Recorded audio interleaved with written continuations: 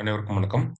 When will the new definition of MSME enterprises come into effect அப்படின்னு சொல்லி கேட்டிருக்காங்க. So first கொஸ்டின்ல பார்த்தீங்க அப்படின்னா எம்எஸ்எம்இக்கான நியூ டெஃபினிஷன் அப்படிங்கிறத நமக்கு 2025 பட்ஜெட்ல வந்து சொல்லியிருப்பாங்க. சரியா? ஸோ என்ன டெஃபினிஷன் கொடுத்துருக்காங்க அப்படின்னா ஆக்சுவலி எம்எஸ்எம்இ அப்படின்னு பார்த்துக்கிட்டோம்னா நமக்கு இப்படி பிரிப்பாங்க மைக்ரோ ஸ்மால் மீடியம் அப்படின்னு சொல்லி பிரிப்பாங்க.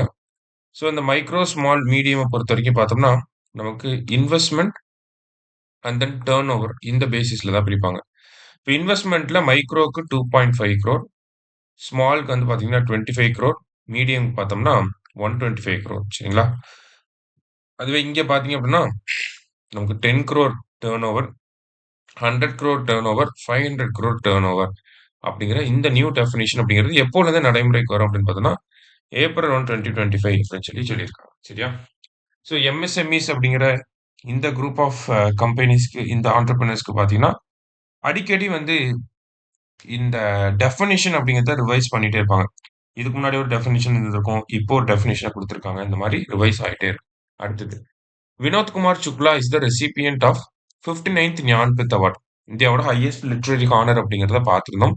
1961லேருந்து இந்த ஞான்பீத் அவார்ட் கொடுத்துட்டு இருக்காங்க. சரியா? Which are the following books were written by him. இதுல எதெல்லாம் அவரோட புக்ஸ் அப்படின்னு பார்த்தோம்னா மூணுமே அவரோட புக்ஸ் தான். ஸோ ஆல் தி அபவ் அப்படிங்கிறதா கரெக்ட் ஆன்சர். சரியா?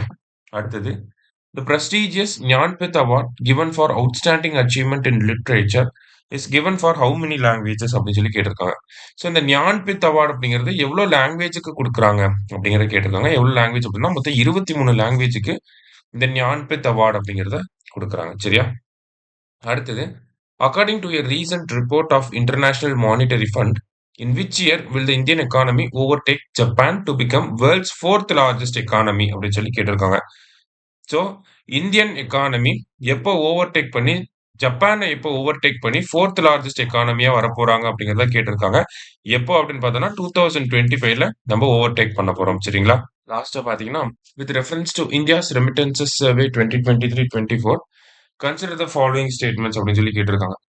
ஸோ ஃபர்ஸ்ட் ஸ்டேட்மெண்ட்ல பாத்தீங்கன்னா the highest contribution of remittances to India came from United States அப்படின்னு சொல்லியிருக்காங்க. ஃபர்ஸ்ட் ஒன் கரெக்ட் தான். At national level Kerala ranks first in terms of remittance inflows அப்படின்னு கொடுத்துருக்காங்க. Second ஒன்றும் correct தான். ஹையஸ்டா யூஎஸ்லேருந்து தான் வந்திருக்கு, கிட்டத்தட்ட 38% கிட்ட. அடுத்ததை பார்த்தோம்னா யூஏஇ வந்திருக்கும் 19% கிட்ட. சரிங்களா? அதே மாதிரி கேரளாவுக்கு தான் அதிகமான ரெமிட்டன்சஸும் வந்திருக்கு. நெக்ஸ்ட் பார்த்தீங்கன்னா the Gulf Cooperation Council countries contributed more than 1/3 of remittance inflow into India அப்படின்னு சொல்லி கொடுத்துருக்காங்க. ஆக்சுவலி கல்ஃப் கோஆபரேஷன் கவுன்சில் வராது, நமக்கு யூஎஸ் அண்ட் யூகேல இருந்து தான் பார்த்தோம்னா அதிகமாக கிட்டத்தட்ட 40% கிட்ட ரெமிட்டன்சஸ் இந்தியாவுக்குள்ள வந்திருக்கும். சரிங்களா? தேர்ட் ஸ்டேட்மெண்ட் மட்டும் தப்பு, 1 and 2 கரெக்ட். சரியா? ஸோ இன்னைக்கு 5 கொஸ்டின்ஸ் பார்த்துருக்கோம். தேங்க்யூ.